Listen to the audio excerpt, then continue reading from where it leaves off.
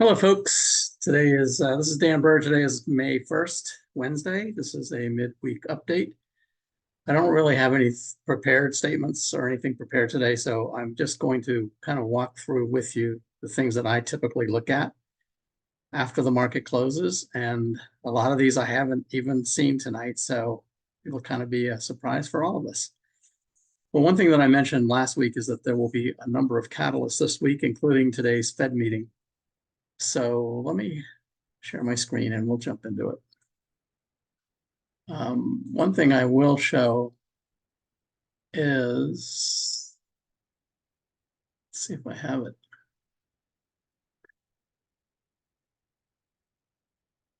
Okay, I'm just going to go to it, CNBC.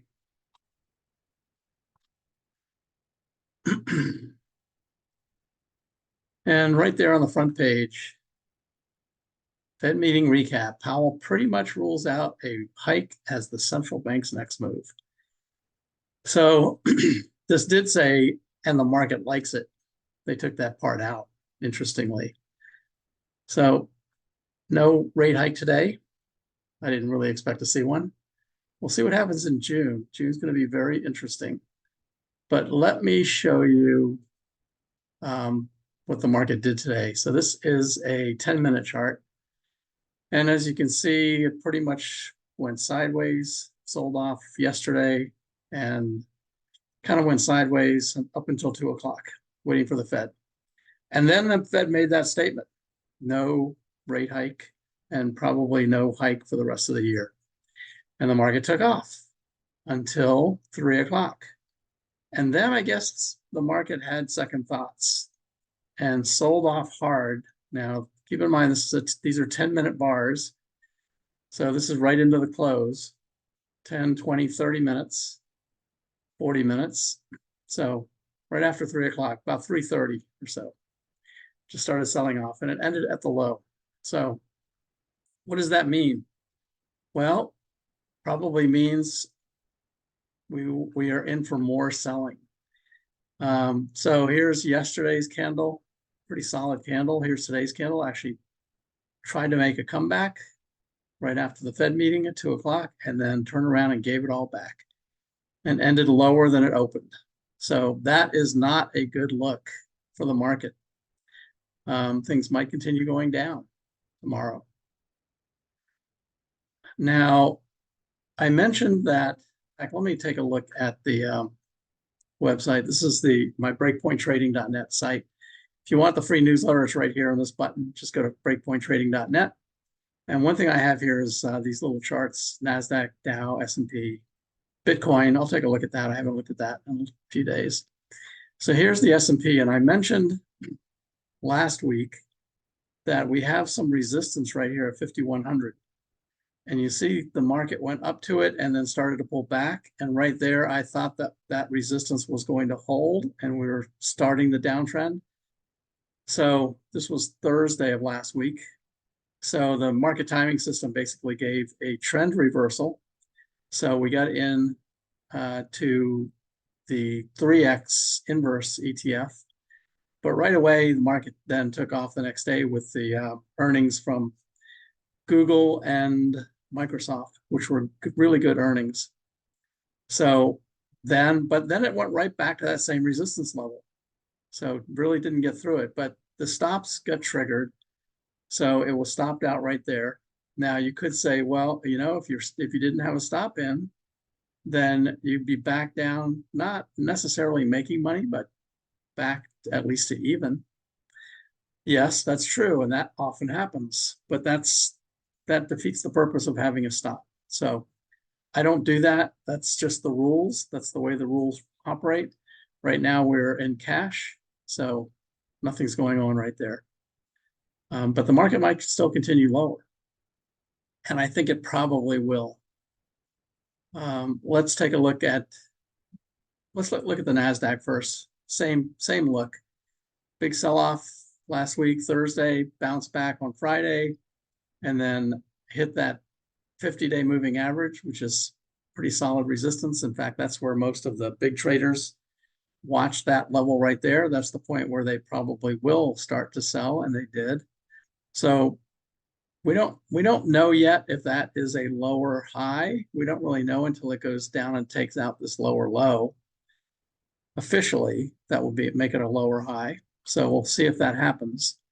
And that will confirm another downtrend. Now, one thing about trend changes is they all look the same. So a new downtrend looks the same as previous downtrends. You don't know how long they're going to last.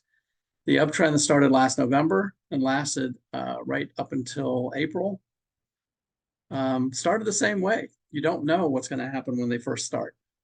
So we have to abide by the rules. And even though we took a small loss, still get out. So I'm actually going to look at the market timing strategy. And you can see right here, there it is, 1 day, 8% loss. But you can see before that, nearly a double, more than 100% gain from March to March. So we're looking for that kind of long range trend, but when trend changes happen, you don't know if it's going to persist or not. So you just have to make sure you have rules and abide by the rules. Now, right now, let's take a look at, this is the one that we got out at 11:43. And right now it's at 12:22. So we got in at 12:45. So not quite back to where we had got in previously, but that could be the start of a new trend. We'll see. In fact, it looks like it might be, but we don't want to get back in again until this trend is confirmed.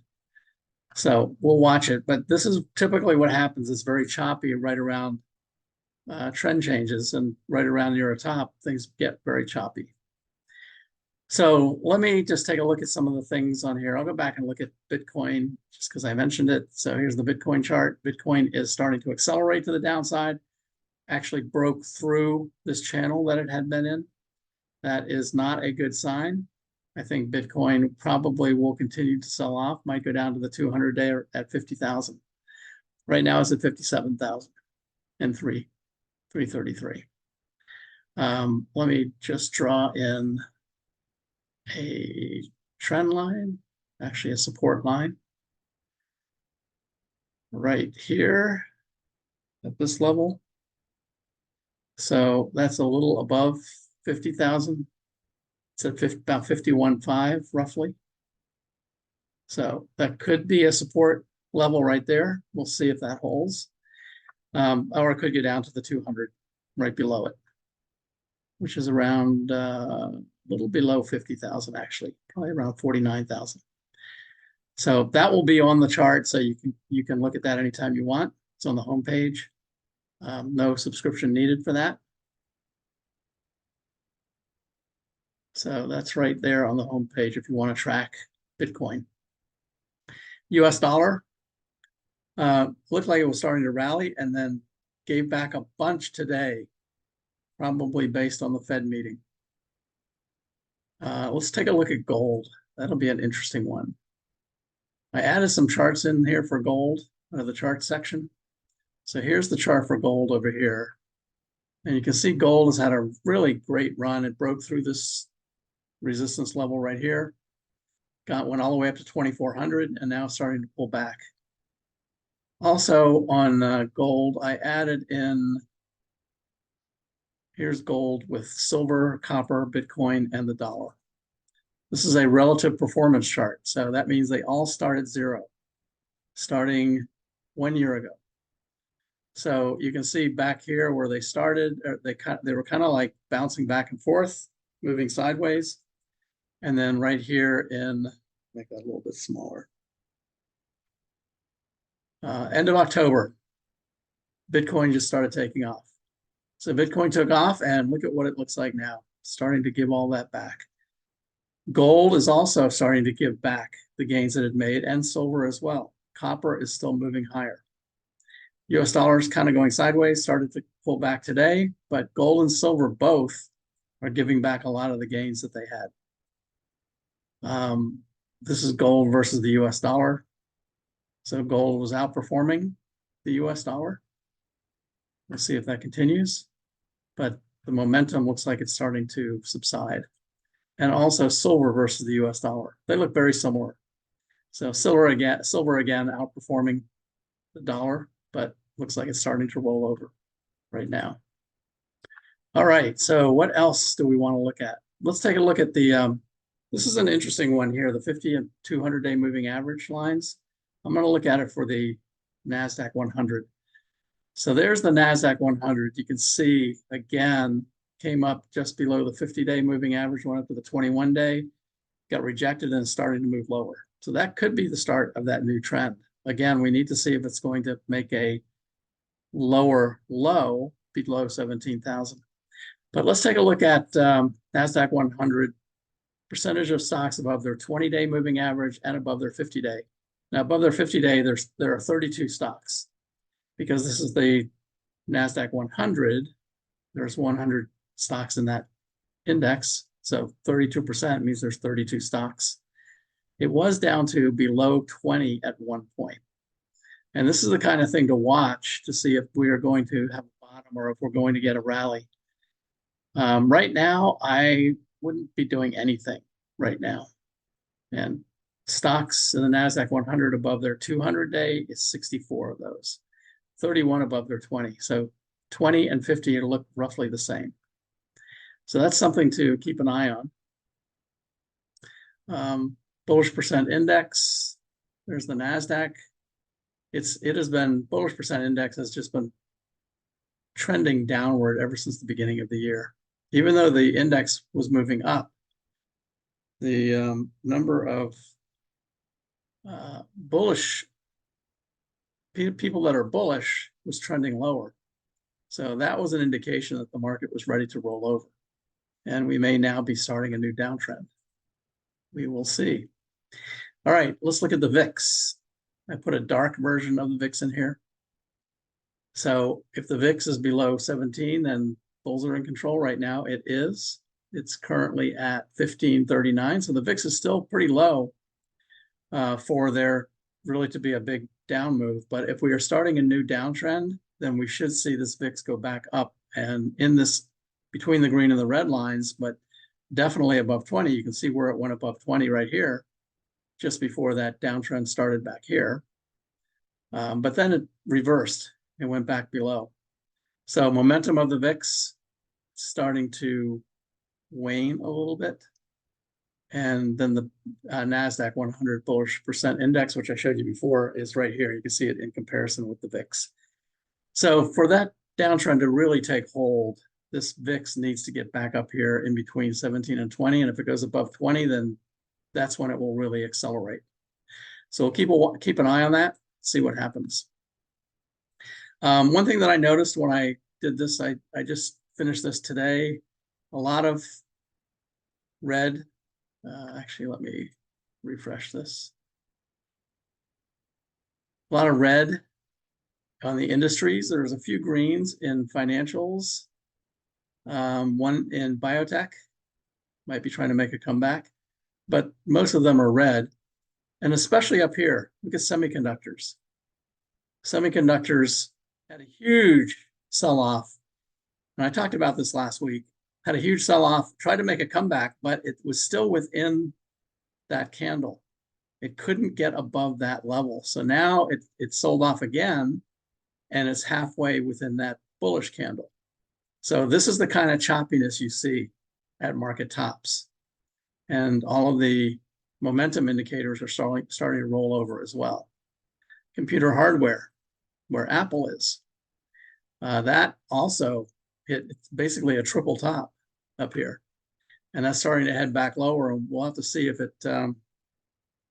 it can hold above this support line right here, right about where it's at right now. So if it drops through that support line, then the 200-day definitely is in play. And on that note, let's take a look at the Magnificent Seven down here. So this gets updated. This little chart down here gets updated every day. So that's today's look. You can see Apple switch to early warning, switch to a bear today.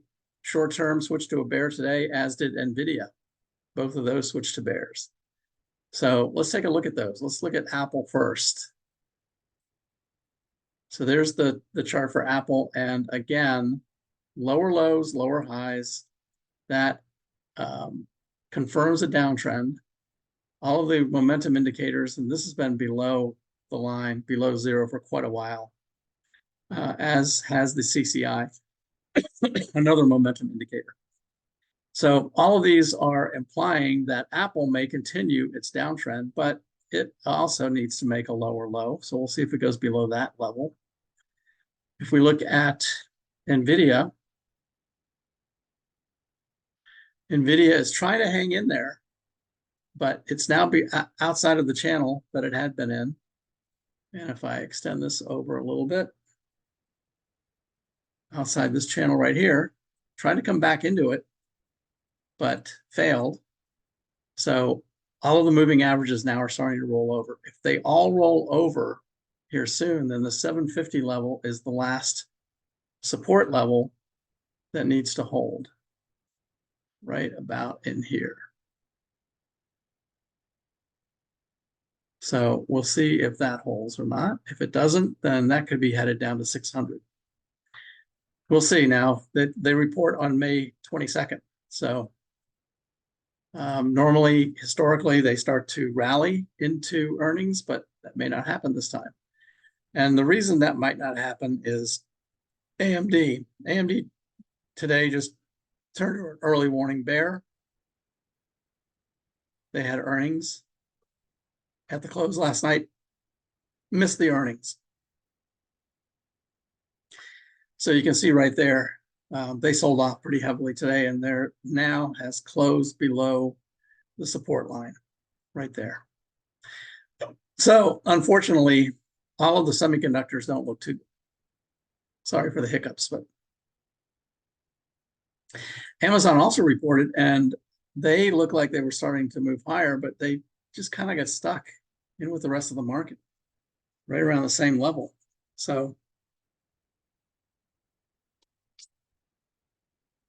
let's take a look at some of those, actually. If we go back to the website up here, here's the earnings. We're going to look at the NASDAQ 100 and reported earnings. So go back to the NASDAQ 100. So AMD right here, AMD missed by 71%. That's a big miss. Amazon beat by 16%. It was a good beat, but not, not huge. But AMD was huge. So that one missed for sure.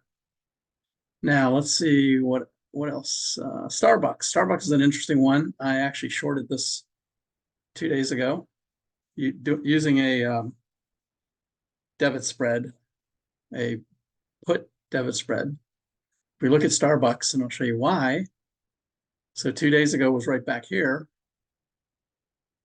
It didn't look like it was making much movement. I knew earnings were coming up, but the biggest reason was because of what this looks like, how Starbucks is doing versus its peers.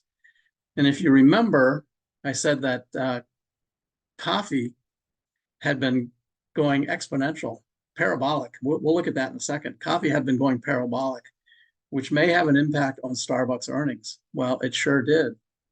And so in 2 days, using debit spreads, that's a 70% gain. I just set an exit price at 70% and just forgot about it 2 days ago. And today it just executed. I didn't really have to do anything. It executed 70% gain. Let's take a look at the commodities, because this is really interesting. So first, the commodities here, and this is what the CPI in May, which is coming up the week after next, I believe. So all of these things have been moving higher. You can see DBA, which is mostly cocoa, had been moving parabolic, going straight up. Well, now right here at the end of April, although this might not be enough to have a huge effect on the CPI report that's coming up, let me move this over to the end of April, right there.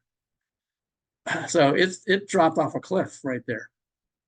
But copper moved a lot higher. Gasoline and oil just sort of went sideways, and CRB went sideways.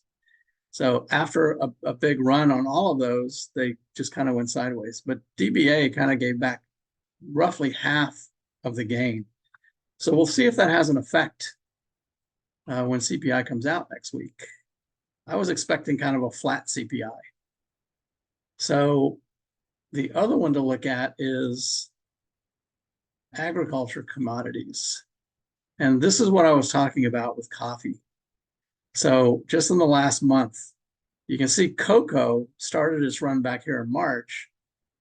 Coffee started its run at the end of March, but just went straight up.